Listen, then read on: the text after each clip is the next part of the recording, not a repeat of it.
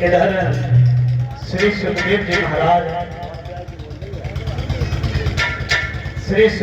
महाराज जो है परीक्षित महाराज को कथा श्रवण करा रहे हैं और इधर 88,000 ऋषि जो हैं उनको सूत जी महाराज जो है कथा श्रवण करा रहे हैं। क्योंकि महाराज आज चलते चलते कथा को आज कैमा दिवस है, चतुर्थ दिवस, चौथा दिवस है। तो इधर बताया है कि परीक्षित महाराज जो है बैठे बैठे मन में चिंता कर रहे हैं, अरे अब मेरे लिए सिर्फ 3 दिन और रह गए हैं, 3 दिन में जितना चाहे भगवान का भजन कर लें, क्योंकि अब हमारी मौत पास में ही आती जा रही है। और परीक्षित महाराज जी, आपको तो डर ना लग रहे हो है? देखो आपके पास भी सिर्फ 3 दिन रह गए। हाँ, तो अच्छो खाए पी लो और बढ़िया दान पुण्य कर लो, बढ़िया बढ़िया खा लो है।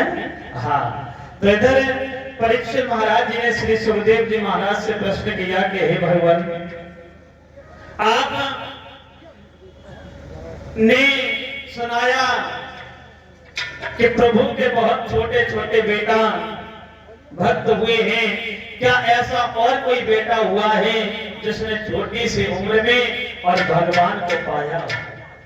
तो श्री सुखदेव जी महाराज कहते हैं कि हे राजन परीक्षित ध्यान देना, एक बेटा और हुआ है जिसका नाम है प्रहलाद।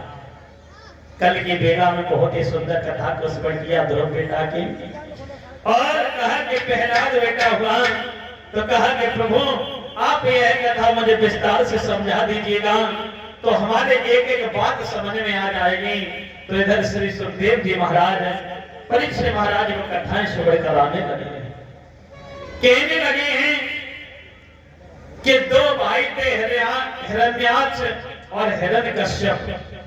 जब महाराज हिरण्याक्ष मारा गया है तो हिरण्यकश्यप जो भाई रह गया, ये इसके मन में बड़ी चिंताएं लगी हुई हैं कि अरे मेरा भाई मारा गया और मेरी बहन सैका को भी वो विपचित नालायक ले गया।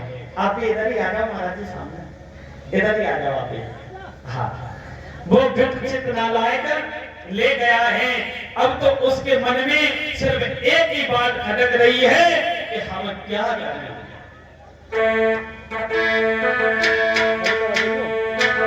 कि भाई का मरना सुनते ही और भाई का लोहू उबल पड़ा।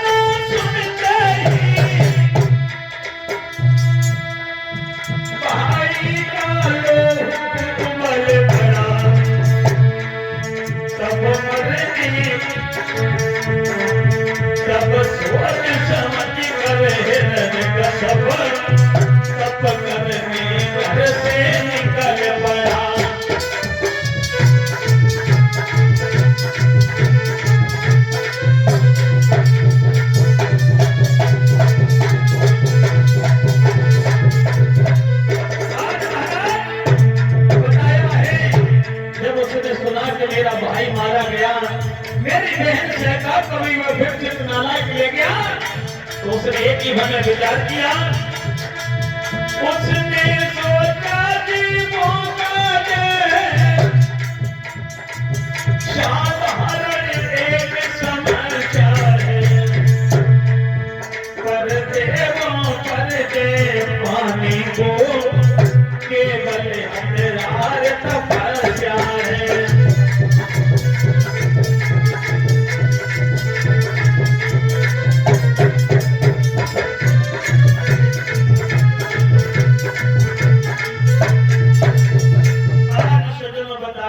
जब उसने सोचा कि मुझे अब क्या करना चाहिए, मुझे तपस्या करनी चाहिए। इतने जब वचन सोचे हैं महाराज, उसी समय वो घर से निकला और एक बहुत बड़ा घनघोर जंगल था, उसमें बरगद का वृक्ष था, उसी के नीचे जाकर के बैठ गया, तपस्या करने लगा। एकदम से देवता घबरा गए, सोचने लगे अगर इसने तपस्या कर ली तो हमें एक भी देवता बचने वाले नहीं। आरे देव गए घबराए, गुरु बृहस्पति जी बुलवाए।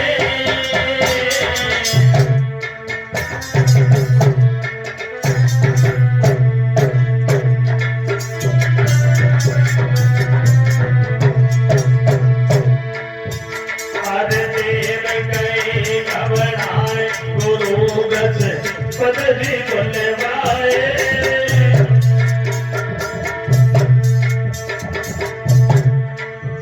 तब रोए रोए हाल सभी दे पन समझाए।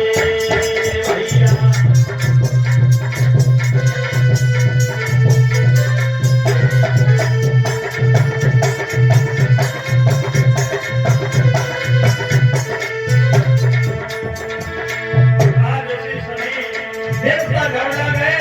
कहाँ पहुंचे? ब्रह्मा जी के पास।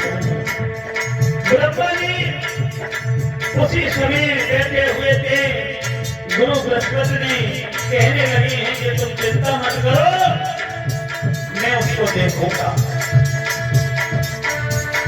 गुरु तब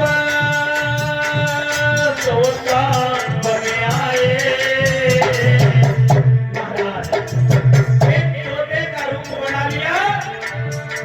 गुरु तब सोता बने आए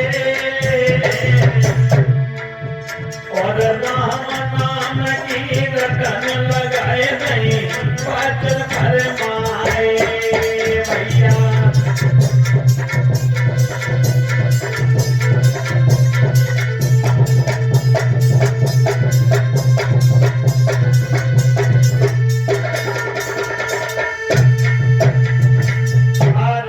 बताया है कि जब गुरु बृहस्पति जी ने क्या किया, जैसे देवताओं की विनती सुनी तो वहां से चले, जिस वृक्ष के नीचे हिरण्यकश्यप जो था महाराज तपस्या कर रहा था, उसी पर जाकर के बैठ गए और एकदम से कहने लगे राम राम राम। जैसे इतने वचन सुने हिरण्यकश्यप ने, क्योंकि वो देवताओं का दुश्मन मानता था, एकदम से कहने लगा और राम के दीवाने तू कौन है, जरा मेरे सामने तो आ। फिर आवाज लगाई राम राम राम। उसने सोचा कि अब ये मेरी तपस्या नहीं होने देगा। अपने घर पर पहुंचा, रानी कयादू ने देखा, एकदम से कहने लगे पिया, अरे आप तो तपस्या करने के लिए गए थे और इतनी जल्दी लौट आए, भला क्या बात है? सारी कहानी बताई कि देवी जब मैं तपस्या करने के लिए बैठा तो वहां पर जब मैं कौन बैठा था, कोई पक्षी था ऊपर जो कि राम नाम की रटन लगाए हुए था। जैसे राम नाम का नाम लिया महाराज, एकदम से रानी कयादू सोचने लगी, अरे मेरे पिया तो राम नाम कभी नहीं लेते और आज राम नाम ले रहे हैं। फिर पूछा पिया क्या कह रहा था? कहा राम नाम कह रहा था। यानी इसी प्रकार एक नहीं बल्कि 108 बार नाम लिखवा लिए। एकदम से रानी अचंभों में पड़ गई, वारे प्रभु तुम्हारी लीला न्यारी है। अचंभों में पड़ गई और जैसे अचंभों में पड़ी, दूसरा दिन हुआ, फिर चला है और उसी वृक्ष के नीचे जाकर के तपस्या करने लगा। इतनी घनघोर तपस्या की है महाराज कि एक दो नहीं बल्कि 100 वर्ष तक, 100 वर्ष बहुत होती है महाराज, 100 वर्ष तक इसने तपस्या की और बिना पानी पिए, बिना कुछ खाए और यूं ही जीता रहा। चींटियों ने शरीर में सूरा कर दिए, शरीर में सिर्फ हड्डियां ही हड्डियां देखने लगी। एकदम से ब्रह्मा जी घबरा गए, ब्रह्मा जी सामने प्रकट हो गए, कहने लगे अरे भक्त आप आंखों को खोलिएगा, जिनकी आप इच्छा कर रहे हैं वही आपके सामने खड़े हुए। उसी समय ब्रह्मा जी ने क्या देखा कि सारा शरीर तो नष्ट हो गया था, चींटियों ने छेद कर दिए थे। ब्रह्मा जी ने कमंडल से थोड़ा सा जल लिया और जैसे मारा है उसी समय जो शरीर था जैसा का तैसा महाराज हो जाता है। कहने लगे अरे बेटा तुम ऐसा करो मुझसे वरदान मांग लो। कहा प्रभु वरदान? वरदान? मुझे वरदान कुछ नहीं चाहिए, मुझे तो आपके दर्शन हो गए बहुत है। फिर भी ब्रह्मा जी ने कहा कि वरदान मांग लो। तो कहने लगा प्रभु यदि आप वरदान मुझे देना चाहते हो तो सिर्फ एक वरदान दीजिए। क्या?